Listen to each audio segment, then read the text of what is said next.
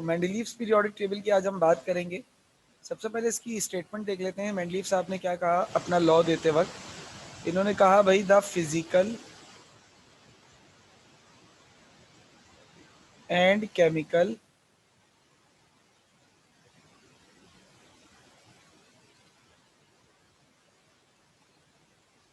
Properties of elements, element की physical और chemical properties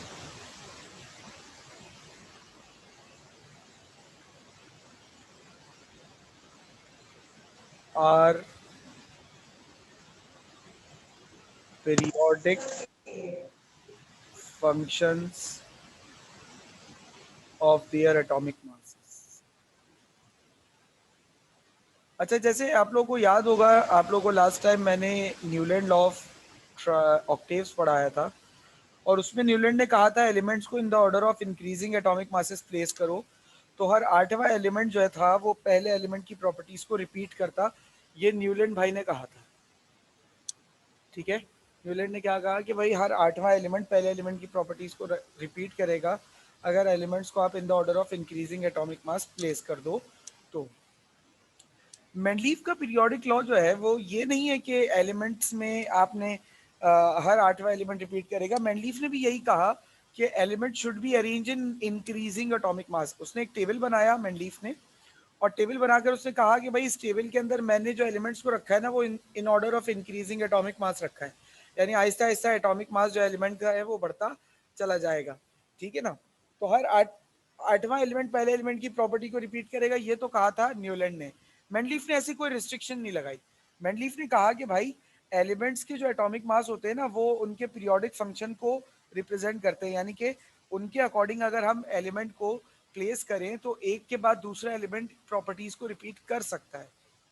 तो ये बात कही मेंडलीफ ने, ठीक है। अच्छा, ये मेंडलीफ का एक पीरियोडिक टेबल है जिसकी तस्वीर आप अपने सामने देख रहे हैं। मैंने आपकी बुक से तस्वीर खींची है, तो आपके बुक की शायद पेज नंबर 60 पर जो है वो मेंडलीफ का पीरियोडिक टेबल है।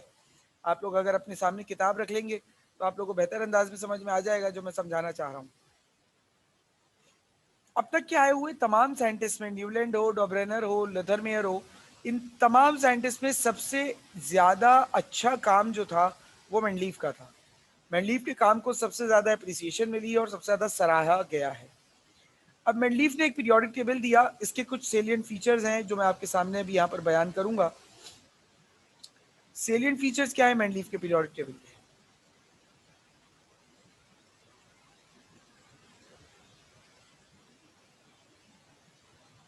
मेंडलीव के पीरियोडिक टेबल के सेलिएंट फीचर्स क्या हैं?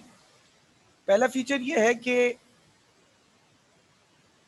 It consist of 8 vertical columns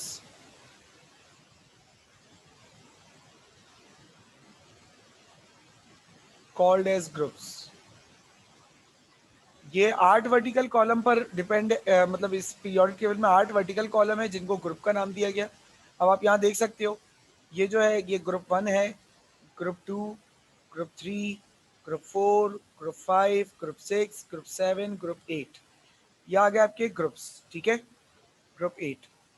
अब ये कितने कॉलम्स है टोटल? 1 2 3 4 5 6 7 और 8। 8 कॉलम्स हैं, 8 वर्टिकल कॉलम्स को क्या कहा गया? ग्रुप कहा गया, ठीक है। It consist of 12 horizontal rows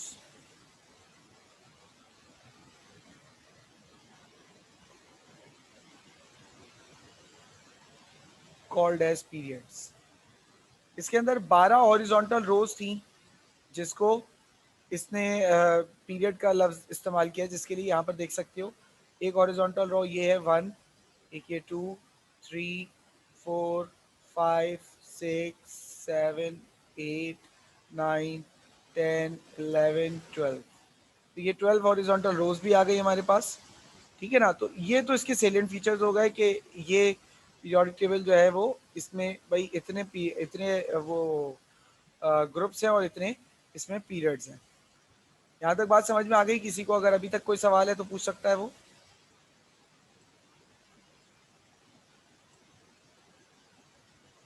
बेटा कोई सवाल अभी तक? सर।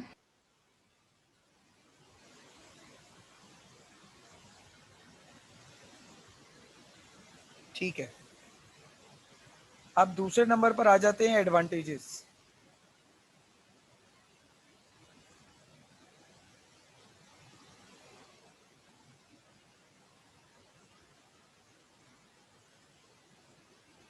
पीरियोडिक टेबल के मजीद एडवांटेजेस क्या हैं मेंडलीव के पीरियोडिक टेबल के? सबसे पहला एडवांटेज तो ये था, इसने अपनी रिसर्च में बात साबित की थी कि करेक्टेड, इन्होंने जो अपने काम किया था, मैनी डाउटफुल एटॉमिक मासेस। उस दौर में कुछ एलिमेंट्स के एटॉमिक मासेस क्लियर नहीं थे, तो और उनकी वैल्यू, या तो उनकी वैल्यू गलत दी जा रही थी या फिर वो क्लियर ही नहीं थे। इन्होंने उसे सही किया। कैसे? उस दौर में बेरिलियम के बारे में ये तासुर जाहिर किया जाता था कि बेरिलियम का एटॉमिक मास जो है वो 13 है, जबकि ये सरासर गलत है। बेरिलियम का एटॉमिक मास 9 होता है। इन्होंने ये कैसे साबित किया? इन्होंने एक फॉर्मूला का इस्तेमाल किया, atomic mass is equal to valency multiply by charge, sorry, valency multiply by equivalent weight. अच्छा, वैलेंसी क्या होता है? वैलेंसी कहलाता है number of electrons in last shell, और EQ वेट जो लिखा है मैंने, ये क्या है? ये है इक्विवेलेंट वेट। अच्छा, इक्विवेलेंट वेट कैलकुलेट करना किसी भी एलिमेंट का मुश्किल नहीं होता, ये बहुत आसान सी बात है। अच्छा, आखिरी शेल में इलेक्ट्रॉन कितने होंगे ये भी पता करना कोई मुश्किल बात नहीं है भाई। जो ग्रुप 1 में होंगे ना एलिमेंट्स, वो उनके आखिरी शेल में एक इलेक्ट्रॉन होगा। जो ग्रुप 2 में होंगे उनके आखिरी शेल में 2 इलेक्ट्रॉन होंगे। जो ग्रुप 3 में होंगे उनके आखिरी शेल में 3 इलेक्ट्रॉन होंगे। इस तरीके से सब में चलेगा। अब ग्रुप 2 में है बेरिलियम, तो बेरिलियम के आखिरी शेल में कितने इलेक्ट्रॉन होंगे? 2 होंगे। तो फॉर्मूला में अगर वैल्यू पुट करूं, तो वैलेंसी की जगह पर मैंने 2 पुट किया। जब बेरिलियम का इक्विवेलेंट वेट कैलकुलेट करते हैं, ये कोई बहुत मुश्किल बात नहीं है, इक्विवेलेंट वेट कैलकुलेट करना ये बहुत आसान सी बात है। अगले इंशाल्लाह आप फर्स्ट ईयर के अंदर इसको पढ़ लेंगे, इक्विवेलेंट वेट कैसे कैलकुलेट करते हैं। तो बेरिलियम का इक्विवेलेंट वेट आया था 4.5, तो 2 मल्टीप्लाई बाय 4.5 कितना हो गया? 9। या ये आपके पास एटॉमिक वेट, किसका एटॉमिक वेट है? ये बेरिलियम का एटॉमिक वेट है। क्लियर हुआ बेटा? पहला पॉइंट समझ में आया? Yes sir. अब आते हैं दूसरे पॉइंट पर। Yes sir. ही प्रेडिक्टेड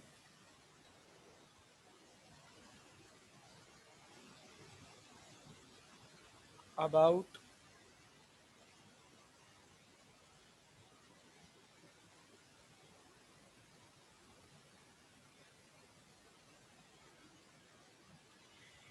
मेंडलीफ ने अपने पीरियोडिक टेबल देते वक्त अपने पीरियोडिक टेबल में ना जगह जगह खाली जगह छोड़ी है। यहाँ देखो, अगर तुम्हें नजर आ रहा होगा तो ये देखो, ग्रुप 3 में इस जगह पर खाली जगह है, इधर खाली जगह है, ये खाली जगह है, इस तरीके से यहाँ खाली जगह है। इस तरीके से इसने कुछ जगहों पर खाली जगह छोड़ी थी। और सिर्फ यही नहीं बल्कि काफी सारी जगह इसने खाली छोड़ी थी। और इसने कहा था उन जगह में से, उन खाली जगहों में से 3 जगह के बारे में कहा था कि वहां पर कुछ टाइम में नया एक एलिमेंट डिस्कवर होगा, जिसके इसने नाम दिए थे। इसने कहा था एका बोरॉन, एका सिलिकॉन और एका एल्यूमिनियम। इसने कहा था आने वाले वक्तों में यहाँ पर कुछ नए एलिमेंट डिस्कवर होंगे इन 3 जगहों पर। और इसने उनके नाम सपोज किए थे, एका बोरॉन, एका सिलिकॉन, एका एल्यूमिनियम। मेंडलीफ चूंकि बेटा एक रशियन साइंटिस्ट था, तो रशियन लैंग्वेज में एका का मतलब जो है ना, एका का मतलब होता है सिमिलर, यानी कि जो एलिमेंट डिस्कवर होगा वो बोरॉन जैसा होगा, सिलिकॉन जैसा होगा या एल्यूमिनियम जैसा होगा। यानी सिमिलर टू बोरॉन होगा, सिमिलर टू सिलिकॉन होगा या सिमिलर टू एल्यूमिनियम होगा। अच्छा, कुछ टाइम बाद जब एलिमेंट डिस्कवर हुए तो एका बोरॉन यानी बोरॉन जैसा जो एलिमेंट था वो था जर्मेनियम, सॉरी, हाँ, जो बोरॉन जैसा एलिमेंट डिस्कवर हुआ वो था जर्मेनियम, उल्टा लिख दिया यार। सिलिकॉन जैसा जो एलिमेंट था वो था जर्मेनियम,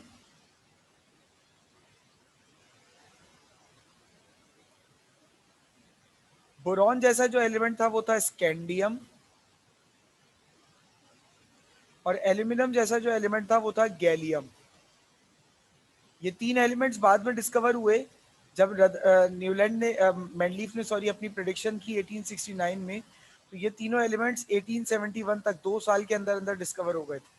तो ये एक बहुत बड़ी अचीवमेंट थी इनके पीरियोडिक टेबल की कि इन्होंने बिना कुछ देखे जाने बता दिया था कि आने वाले वक्तों में तीन एलिमेंट्स डिस्कवर होंगे और ये तीन एलिमेंट्स की जो प्रॉपर्टीज होंगी वो बोरॉन, सिलिकॉन और एल्यूमिनियम से मैच करती हुई होंगी। तो फिर इन एलिमेंट्स को फाइंड करना बड़ा आसान हो गया था। क्लियर हो गया बेटा? Yes, sir. अभी तक किसी को कोई यस सवाल? सर।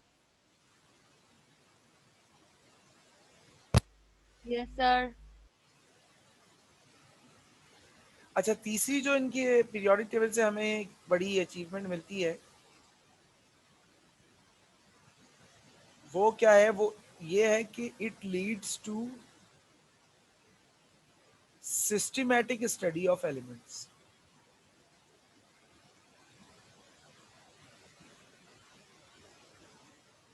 एलिमेंट्स की एक सिस्टमैटिक स्टडी हो गई। और देखो, बड़ी आसान बात भी है यार, एक टेबल में सारे एलिमेंट्स आ गए। अब इस टेबल को देखकर आप बहुत सारी बातें कर सकते हो, बहुत सारी बातें कह सकते हो। तो आसान हो गया ना मामला एलिमेंट्स को पढ़ने का, एलिमेंट्स को बताने का। तो यही चीज यहाँ पर कह रहे हैं कि भाई सिस्टमैटिक स्टडी हो गई, एक तमीज का एक दायरेकार बन गया हमारे पास, जो कि मेंडलीव पीरियोडिक टेबल की वजह से ही बना। Is that clear? Yes, sir. Yes sir. Yes sir. आगे चलते हैं।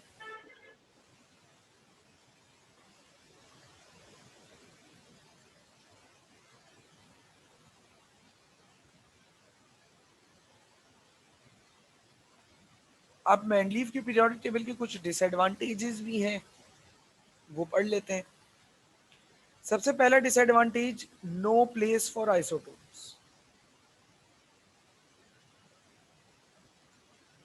आइसोटोप्स के लिए इसकी पीरियोडिक टेबल में कोई जगह नहीं थी। भाई देखो, यहाँ पर लिखा हुआ है H1 यानी हाइड्रोजन का एटॉमिक मास कितना बता रहे हैं? 1 बता रहे हैं। लेकिन हमने अभी पिछले ही चैप्टर में पढ़ा है कि हाइड्रोजन सिर्फ H11 नहीं होता, बल्कि हाइड्रोजन H12 भी होता है और H13 भी होता है। यानी कि हाइड्रोजन का एक ही आइसोटोप भी है ड्यूटियम और एक ही आइसोटोप भी है ट्रीटियम। तो भैया जब आप बात हाइड्रोजन के मास की कर रहे हैं तो आप सिर्फ प्रोटियम को पीरियोडिक टेबल में जगह क्यों दे रहे हैं? आप ड्यूट्रियम को भी जगह दें, आप ट्रीटियम को भी जगह दें। ऑब्जेक्शन जायज है? क्या लगता है आप लोगों को? Yes, sir. तो एक तो ऑब्जेक्शन इस पर यह आया। जी सर। दूसरा इसके ऊपर ऑब्जेक्शन क्या आया? ही प्लेस्ड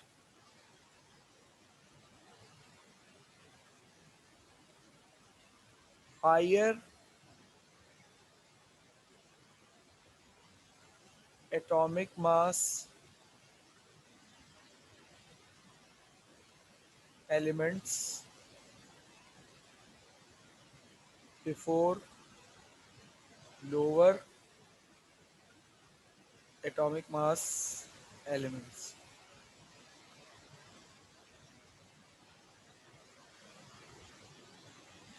दूसरा इसने क्या काम किया भाई? दूसरा इसने काम ये किया कि बहुत सारे ऐसे एलिमेंट्स जिनका एटॉमिक मास ज्यादा था उसको इसने पहले रख दिया और जिनका मास कम था उसको बाद में रखा।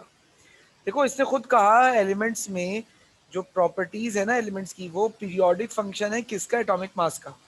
तो हमें कम मास से ज्यादा मास की तरफ जाना है, यानी एलिमेंट्स को प्लेस तो हमने असेंडिंग ऑर्डर में ही करना है, हम ऐसा नहीं कर सकते कि कहीं पे ज्यादा रख दिया कहीं पे कम रख दिया, मतलब 7 के बाद 9 गए, 9 के बाद 11 गए, 11 के बाद सीधे वापस 8 पर आ गए, ऐसा नहीं कर सकते। 11 के बाद 11 के ग्रेटर नंबर पर ही जाना होगा, ये बात तो तय थी। इन्होंने क्या किया, इन्होंने कुछ एलिमेंट्स जिनका मास ज्यादा था उनको इन्होंने पहले रख दिया, और जो एलिमेंट्स जिनका मास कम था उनको बाद में रखा। जैसे कि मिसाल के तौर पर आर्गन, आर्गन गैस का मास होता है 40। अब आर्गन गैस को इन्होंने प्लेस कर दिया निकेल के पहले। अब निकेल का मास होता है, ओ सॉरी निकेल बोल रहा हूं, पोटेशियम से पहले, क्या लिख दिया मैंने गलती से, पोटेशियम जिसका मास होता है 39। इसी तरीके से कोबाल्ट, कोबाल्ट का मास होता है 59.9, इसको इन्होंने पहले रख दिया। और निकेल जिसका मास कोबाल्ट से कम होता है, इसका मास 58.6 होता है, उसको इन्होंने बाद में रख दिया। जबकि उसूली तौर पर निकेल को पहले आना था और कोबाल्ट को बाद में जाना था, लेकिन इन्होंने क्या किया, कोबाल्ट को पहले रख दिया, निकेल को बाद में रख दिया। सेम यही हरकत इन्होंने की टेलुरियम और आयोडीन के केस में भी। टेलुरियम का मास होता है 127.6, इसको इन्होंने पहले रख दिया, जबकि आयोडीन को इनको पहले रखना चाहिए था, जो कि 126.9 होता है। तो ये वाला ऑब्जेक्शन था एक, कि भाई अगर आप ही अपने रूल को फॉलो नहीं करेंगे तो फिर दूसरा कैसे करेगा। अच्छा, जब मेंडलीव से सवाल हुआ ना कि आपने तो यहाँ पर गड़बड़ मचाई हुई है, इसने कहा, इसने ये बताया कि भाई मुझे नहीं पता, लेकिन एक बात जो सही है वो ये कि इस तरीके से अरेंजमेंट करने पर इसने एलिमेंट्स को बिल्कुल सही प्लेस किया था। अगर ये आर्गन को बाद में रखता, पोटेशियम पहले रखता, या निकेल को बाद में रखता और पहले रखता और कोबाल्ट बाद में रखता, तो ये जो एक ग्रुप के अंदर आने वाले तमाम एलिमेंट है ना, उनकी प्रॉपर्टीज मैच नहीं करती। यहाँ पर क्या सिलसिला है कि एक ग्रुप में जितने भी एलिमेंट्स आ रहे हैं ना, उनके बारे में ये ख्याल है कि भाई इन सबकी प्रॉपर्टीज आपस में एक दूसरे से मिलती जुलती होती है। तो अगर ये मिसाल के तौर पर पोटेशियम पहले रखते और आर्गन बाद में रखते, या निकेल पहले रखते कोबाल्ट बाद में रखते, या आयोडीन पहले रखते टेलुरियम बाद में रखते, तो मसला हो सकता है। तो फिर एलिमेंट्स की प्रॉपर्टीज मैच नहीं कर पाती। आज समझ में आ गई।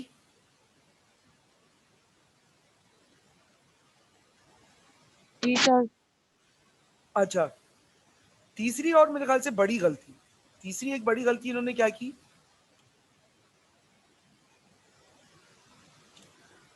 कुछ डिसिमिलर एलिमेंट्स को इन्होंने एक साथ प्लेस कर दिया। कुछ डिसिमिलर एलिमेंट्स को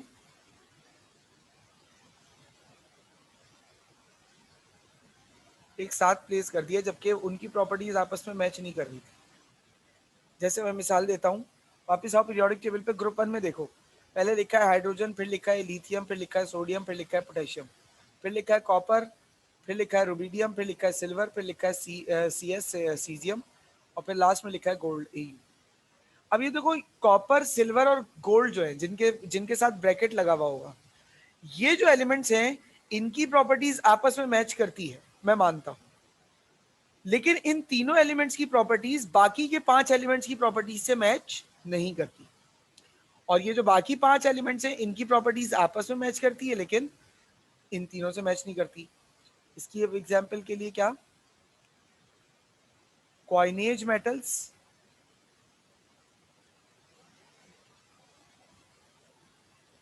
एंड अल्कली मेटल्स, इन दोनों को इसने एक साथ रखा था, जो कि इसकी गलती है कि उसको नहीं करना चाहिए था, क्योंकि इन दोनों एलिमेंट की प्रॉपर्टीज में फर्क होता है। कौन कौन से एलिमेंट्स हैं, कॉइनेज एलिमेंट्स में है हमारे पास कॉपर है, सिल्वर है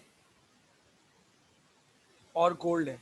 इनको कॉइनेज मेटल्स इसलिए कहते हैं क्योंकि इनसे सिक्के बनाए जाते थे माजी में। Alkali metals lithium, sodium, potassium, rubidium, caesium, ये 5 एलिमेंट्स आपस में मैच कर रहे हैं, लेकिन ये 5 इससे मैच नहीं कर रहे। ये 3 एलिमेंट्स आपस में मैच कर रहे हैं, लेकिन ये 3 इससे मैच नहीं कर रहे। तो इसको इसने एक साथ रखा, ये इसने गलत काम किया। क्लियर है, इस पॉइंट में कोई परेशानी, कोई सवाल?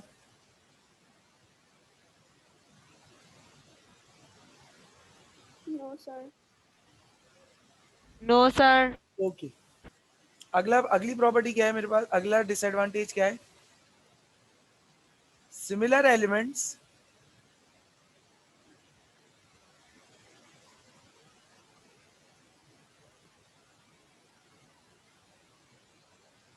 are placed in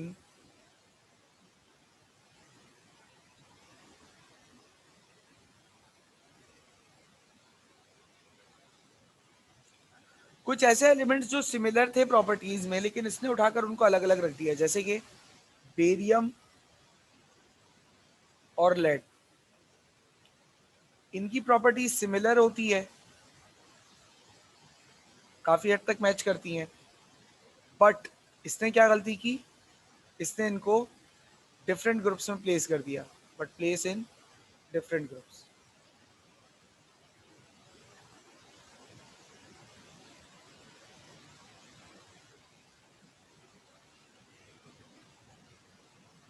ठीक है बेटा, समझ में आया?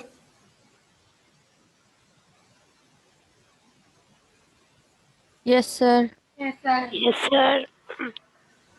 Yes sir. अच्छा, उसके अलावा एक खराबी जो थी इसके पीरियोडिक टेबल की, फेल टू गिव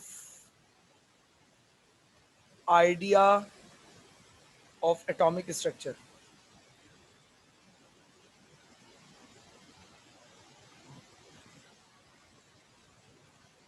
ये एटॉमिक स्ट्रक्चर के बारे में कोई जानकारी नहीं दे सकता पीरियोडिक टेबल, लेकिन जो आपके पास मॉडर्न पीरियोडिक टेबल है ना, जो इंशाल्लाह हम कल की क्लास से स्टार्ट करेंगे, उस पीरियोडिक टेबल से आप किसी भी एलिमेंट के किसी भी एटम का पूरा स्ट्रक्चर ड्रॉ कर सकते हो, पूरे का पूरा स्ट्रक्चर फाइंड कर सकते हो, पूरे का पूरा स्ट्रक्चर मालूम कर सकते हो।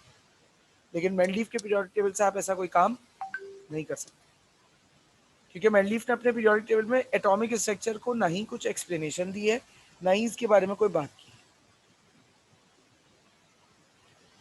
क्लियर हो रही है बात?